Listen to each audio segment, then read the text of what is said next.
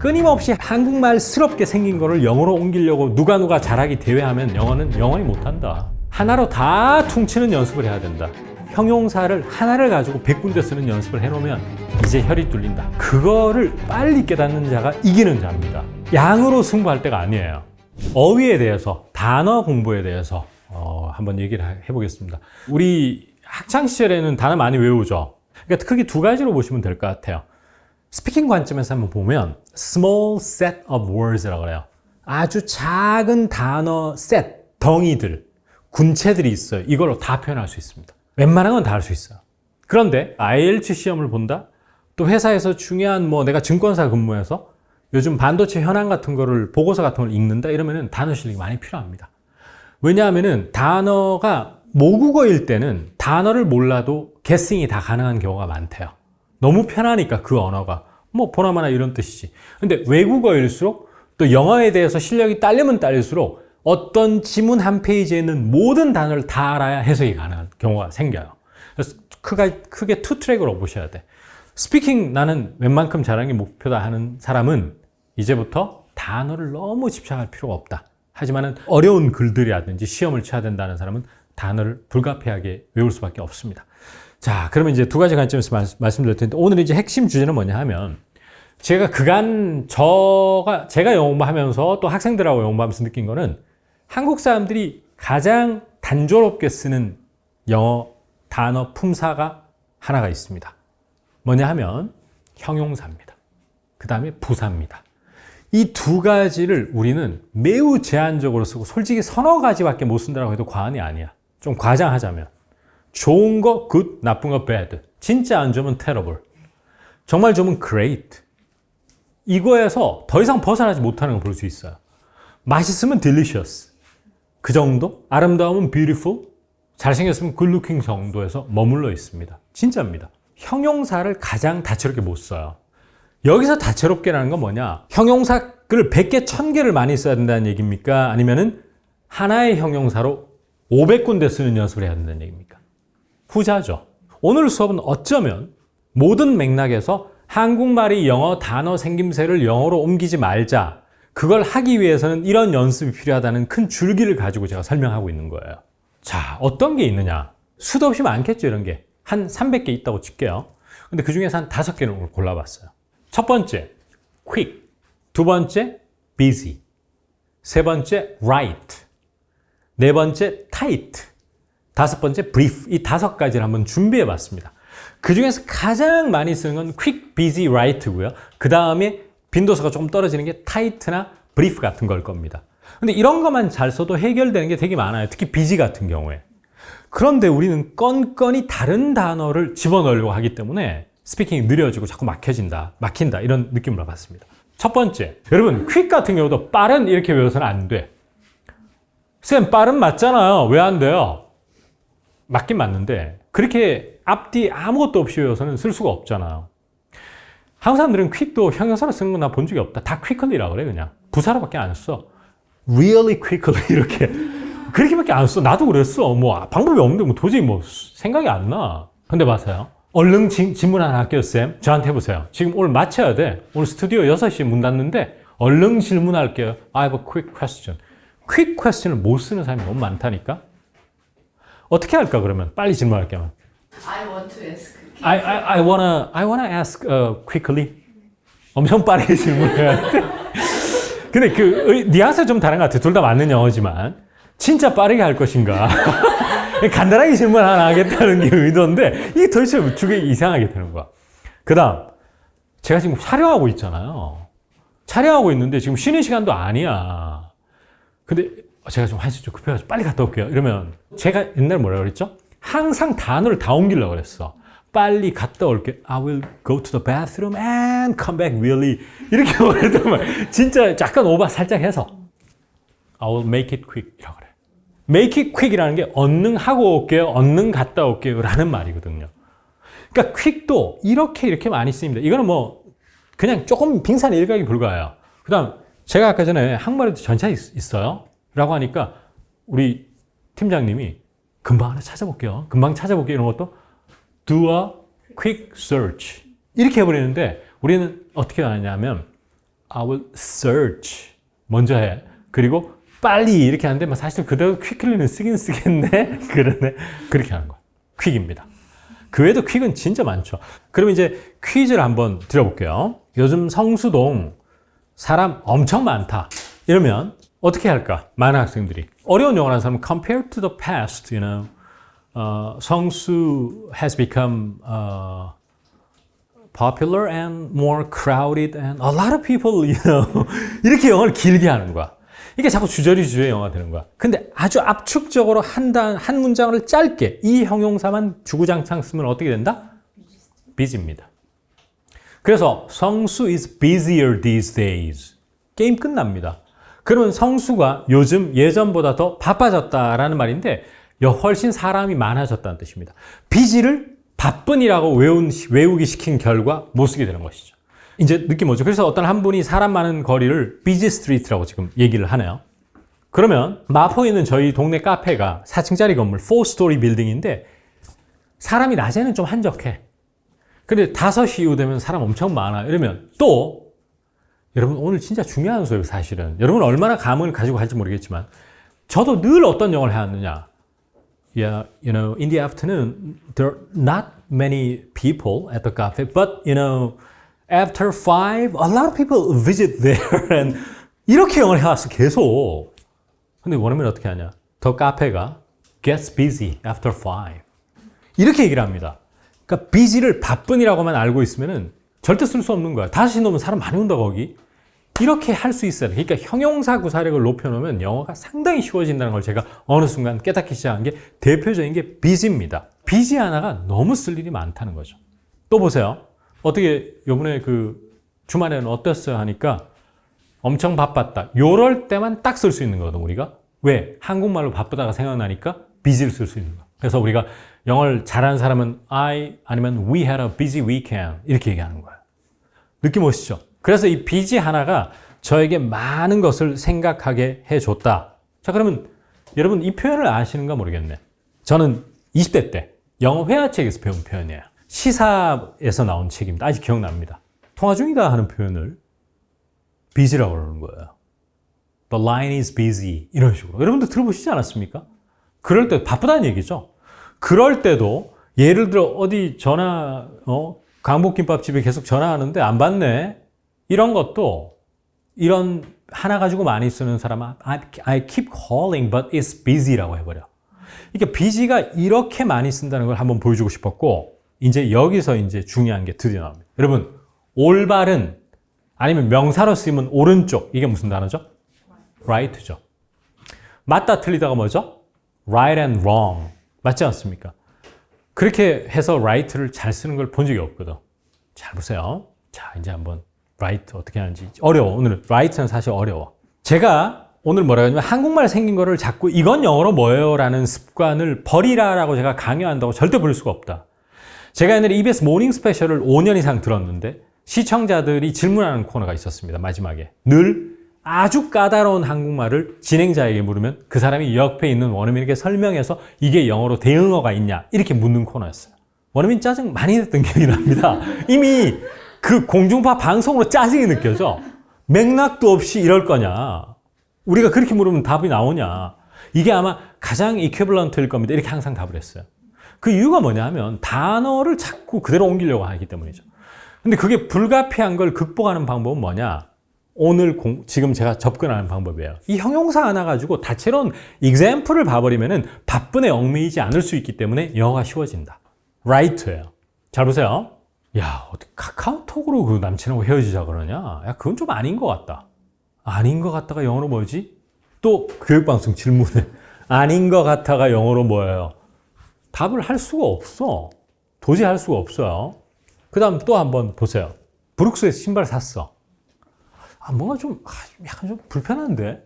이래요. 그러면 그러니까 우리나라 수능 단어 공부를 한글 영어는 진짜 스피킹 쥐약이야 확실히. 불편하면 uncomfortable인데 뭐 그건 못 벗어나. 한번 머릿속에 딱 세뇌돼 버리면. 원어민들 그때 uncomfortable 안 쓰는 경우가 상당히 많거든. right를 쓰는 걸 일단 보여드릴게요. 또 보세요. 제 방에 책상이 있었거든요. 그건 빼버렸어. 책상 빼니까 허전하다. 이래버리는 거야. 그러니까 한국 사람은 이런 데서 희열을 느끼나 봐. 허전하다 영어로 누가 가르쳐주면 와우 배웠다. 그 다음에 불편하다가 uncomfortable이 아니라고 뭐라고?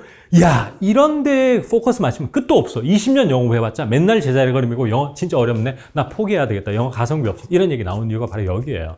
더 나은 것을 찾을수록 여러분들의 영어는 점점 어려워지고 미궁으로 빠질 거라는 걸 꼭 기억하셔야 돼요. 이때 형용사 하나를 씁니다. 자, 그럼 이제 답을 하나 말씀드릴게요. 카카오톡으로 헤어지는 거 그게 말이 돼? 그러면 안 돼, 너. 이러면 보통 어떻게 했을까? You shouldn't do that. 이렇게만 하겠죠. 아니면 또 어떻게 할까? That's too bad. I'm sorry to hear that. 뭐 이렇게 얘기하면서 You're such a 뭐 이렇게 얘기하거나 그죠? 그러면은 정말 이제 여러분들은 영어를 정말 잘해야 돼. 그 순간부터. 그때부터 여러분들에게 자유롭게 얘기하기 시작할 거예요. 쟤는 네이티브구나 이러면서 미친 듯이 얘기하면 못 알아들어. 자, 어떻게 할까? right를 쓰면 그것은 옳지 않은 것 같아. It doesn't feel right. It doesn't feel right to break up on 카카오톡이라고 그래. 여기에 어려운 단어는 솔직히 진짜 하나도 없는 것 같아요. breakup이 헤어지다는 뜻만 알면. 맞죠? 두 번째입니다. 두 번째. 이 신발 뭔가 좀 불편하다. 아, 좀 이상한데 이거. 이상하게 이게 조금 약간 헐렁헐렁 하는 것 같기도 하고 이러면 헐렁헐렁이 영어로 뭐죠? 이렇게 접근하면 영어 공부에 하는데 시간이 너무 오래 걸려. 그게 아니고 something about these shoes. 이 신발의 뭔가가 doesn't feel right. 이래버리면 right하게 느껴지지 않는다라고 원어민들은 표현해. 이런 문장을 제가 자꾸 성인이 되어서 많이 보면 볼수록 제가 강의나 책에서 어떤 말을 할 수밖에 없겠어요. 자꾸 단어만 외우는 영어 학습을 하면 안 된다는 말이 나올 수밖에 없는 거예요. 제 입에서는. 또 right 아까 전에 뭐 있었습니까? 허전하다. 허전한. 야 큰일 났네 이거. 허전 lonely? 야 방이 lonely하다. 문학 작품의 경지로 들어가는 겁니다. 방이 lonely하다. 그 다음에 empty? 그래도 괜찮아. 텅 비어 있어. 이렇게. 사실 그 말은 아니잖아요. 이제 방에 아무것도 없다는 얘기죠. empty. 그럼 혹시 비어 있다 vacant인가? 이렇게 영어를 계속 하는 거야. 그게 아니죠. 무슨 방이 데스크가 없으니까 허전하네. 이러면 원래 그 모습같이 느껴지지 않는데 이렇게 생각을 하나 봐. 따라서 it doesn't look right without the desk here. 이렇게 얘기하는 거야. 그래서 제가 주야장천 얘기를 하는 게 뭐냐. 구어 영어는 어려운 단어가 없기 때문에 더 어려운 거야. 어려운 단어가 없기 때문에 이 한 단어 한 단어의 나열을 우리가 하기가 너무 벅찬 거야. 국내에서 공부해가지고는. 그래서 어려운 겁니다. right 하나 가지고 세 문장, 기가 막힌 문장 만들어냈지 않습니까?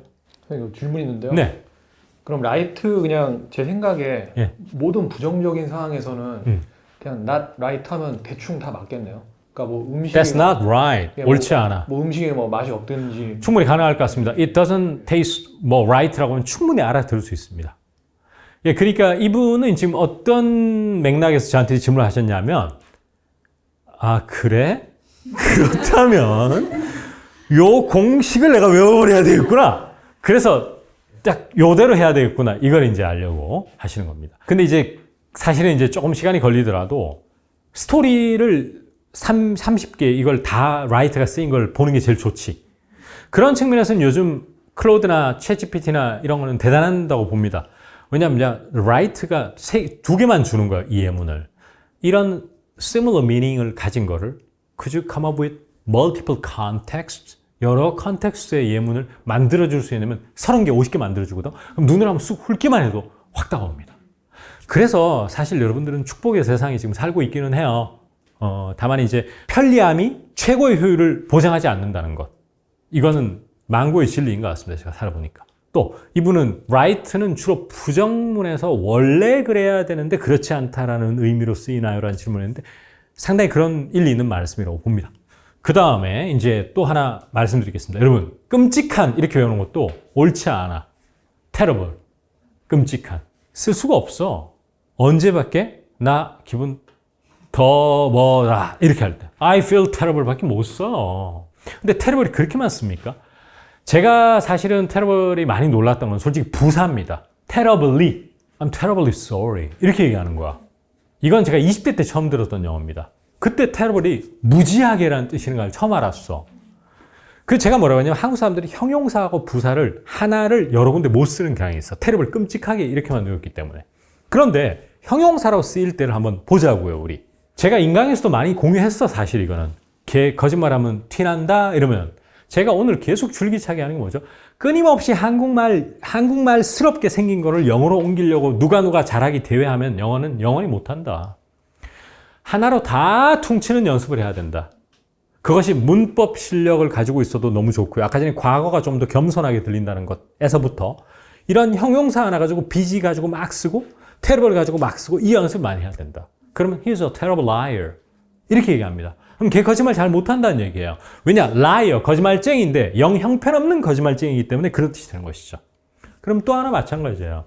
제가 문장은 만들면 안 된다고 그랬죠. 안 만들려면 영어 표현을 알고 있어야 돼, 이미. 제가 사람 이름 잘 기억을 못 해가지고 이러면 늘 I don't remember, people's names.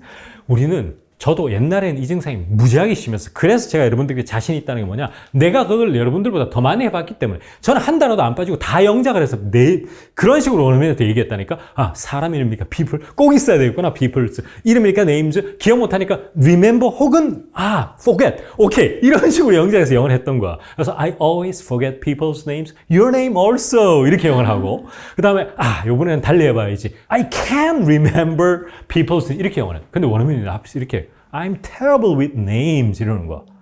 그러면 이름의 경우 내가 terrible하다는 것은 이름 자꾸 까먹는다는 얘기야. 그거를 빨리 깨닫는 자가 이기는 자입니다. 양으로 승부할 때가 아니에요. 또 하나입니다. 또 terrible은 언제 쓰느냐. 제가 혼술 많이 하잖아요. 그럼 머리 짜개지겠다가 영어로 행오버가 숙취거든요. 그러면 이게 참 영어가 잘하기 위해서 많은 게 필요해. 내 머리 짜개져 이래버리면 머리가 주어가 된다니까. My head is, 짜개져, splitting headache란 말이 있긴 있어, 실제로. 근데 어쨌든 I have a terrible hangover라고 그래. 머리 너무 아파요, 이럴 때. 근데 terrible 쓰죠? terrible 너무 많이 써요. 또 하나 또 terrible 한번 볼까요? 광화문 쪽에, 이태원 쪽에 차가 막히게 야단이다 이러면 the traffic was terrible. 이렇게 하면 게임 끝나요. 정말 안 좋을 때 terrible 쓰는 거야. 그러니까 예문이 굉장히 중요하다. 형용사를 하나를 가지고 100군데 쓰는 연습을 해놓으면 이제 혈이 뚫린다. 이 말을 꼭 하고 싶습니다. 자, 이제 또 하나 더 준비했습니다, 여러분. 여기서 멈출 수가 없습니다. 잘 보세요. 또 이렇게 외운다? serious 하면 심각한. 이렇게 외운다. 안 돼, 안 돼. 안 돼요. 저희 결혼까지 생각하고 있어요. 이러면 이거밖에 못하는 거야, 그게 영원히. 그래, 이렇게 할 수도 있어. We are considering getting married. 너무 좋은 영어야. We are thinking of getting married. 너무 좋은 영어야. 쌤, 그 영어가 어때서요? 라고 하면 할 말이 없어. 근데 이 상황에서 상당히 원어민이 또 많이 하는 영어를 우리가 빨리 습득하자는 얘기죠. 뭐로? 형용사 하나로 100군데 컨텍스트 쓰자. We are in a serious relationship이라고 할 수도 있거든. 그러면 심각한 관계라는 것은 멀리 생각한다는 얘기예요. 충분히 좋은 영어가 될 수 있죠. 또 하나. 저희 남편이 캠핑하면은 그냥 사족을 못 쓴다.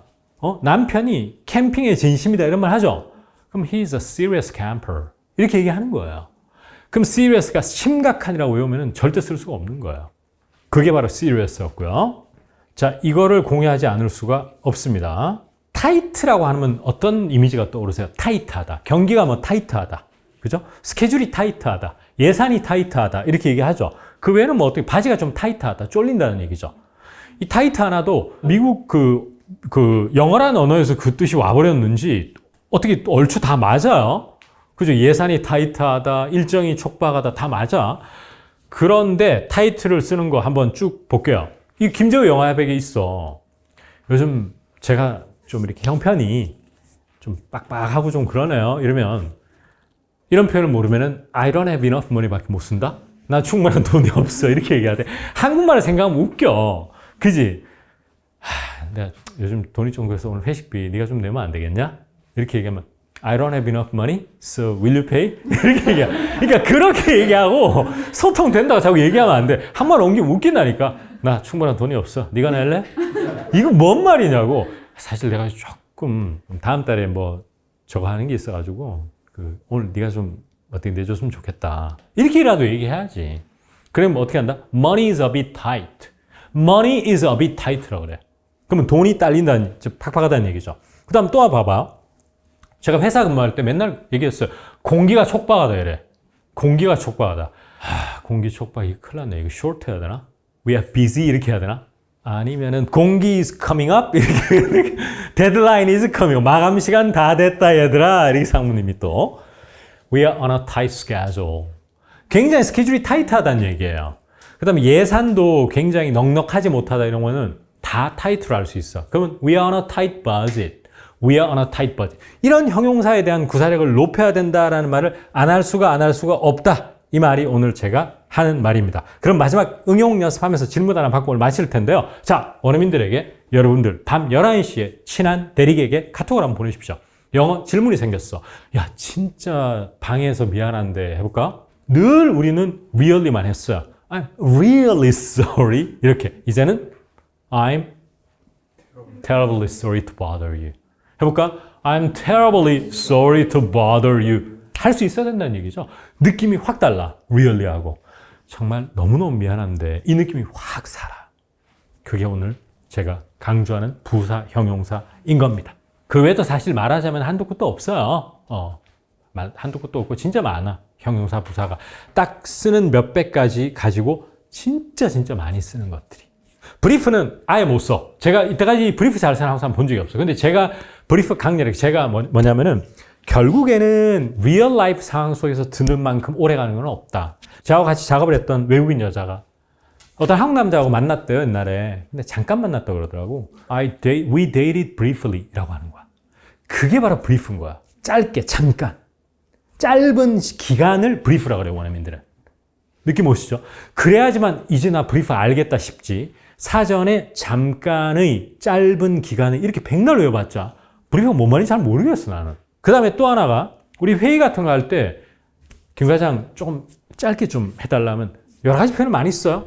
Keep it simple, keep it concise, 그 다음에 keep it brief. 너무 길게 하지 말라는 얘기예요. 저한테 한번 해보세요. 김쌤 오늘 강의 너무 길게 하지 마세요. 이렇게 한다. Can you teach a little bit short? You know? 이렇게 약간 짧게 해달라. 늘 그런 늪에서 우리가 참 오랫동안 헤맸던 것 같습니다. 이제는 시작. 오케이. Taken. 알겠다는 얘기예요. I got it. Understood. I'll make it quick. 이렇게 하는 겁니다. 그런 게 브리프가 되겠습니다, 여러분. 그 외에도 뭐 형용사 수도 없이 많습니다. 하다못해 뭐 오늘 준비는 안 했지만은 금방방 생각나는 게 뭐냐면 우리가 impressive라는 단어도 인상적인이라고만 외워놓으니까 전혀 못 쓰는 걸 볼 수 있어요. 영어 진짜 잘하시는 할 때 영원히 Your English is fantastic, Your English is very good, Your English is great. 손으로 영어를 하는. 결국에는 body language와 그 음이 합쳐진 소통을 할 수밖에 없다. 감정이 실린 것도 아니면서 계속 엄지를 쳐가는. 그러지 말고 Your English is impressive. 이렇게 할 수 있는 거죠. 그 다음에 이게 이제 어려운 영어로 하면 어떤 줄 아십니까? 지난해 대만의 경제 성장이 대단했다라고 할 때도 They posted an impressive growth. 이렇게 할 수 있는 겁니다. 그래서 영어 아주 고급 영어를 찾으시는 분들 있잖아요. 뉴스 영어 공부하시는 분들은 이런 영어 좋아합니다. 인상적인 성장을 했다. 이런 말 있잖아요. 그죠? SK 하이닉스가 놀라운 괄목할 만한 이런 영역을 점점 넓혀 나가는 것이죠. 이 형용사 어땠습니까? 하나로 여러 가지 쓰는 게 정말 말하기에는 적어도 많이 도움이 되겠구나. 이런 거에 대해서 한번 소감 한번 들어보겠습니다. I'd like to get your feedback. Are you on the same page? 저는 그 친구들이 미스 테러블이라고 썼을 때 그게 뭐 안 좋은 뜻이 아니란 건 알겠는데 알고는 있었는데 이게 제가 막상 쓰려고 하니까 너무 어색한 거예요. 그때는 막 쓰다가 나중엔 또 안 쓰게 되고 그래서 이게 실생활로 쓰는 게 너무 어려운데 이렇게 말씀하신 것처럼 예문을 이제 많이 익히면서 해야 되는 거에 중요성을 더 깨달은 것 같아요. 맞아. 너무너무 그립다. 너무너무 보고 싶다. 이렇게 강조할 때 miss somebody terribly라고 한다는 건데 결국 그런 거를 공부해야 된다는 게 왜 중요하냐면은 여러분들은 그 terribly에 집중해서 회화에서 많은 예문을 봐야 될 시기에 사실 우리가 수능 공부는 어떤 걸 했냐면은 그리움에 사무친다를 외우고 있었던 거예요.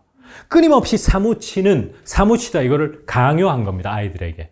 그것이 과연 어떤 부메랑이 될지도 모르는 상태에서 그런 에듀케이터들을 탓할 수도 없지만 시험 제도가 그런 것이 공부를 이제 완전히 이중적으로 할 수밖에 없는 것이죠. 순차적으로 배워야 되는 건 진짜 맞는 말이죠. 자, 좋습니다. 그러면 형용사 이제 잘 쓸 자신 있습니까? Are you sure? 네. 오케이. 그렇게 공부 방향을 설정하라는 그 말이었습니다. 감사합니다.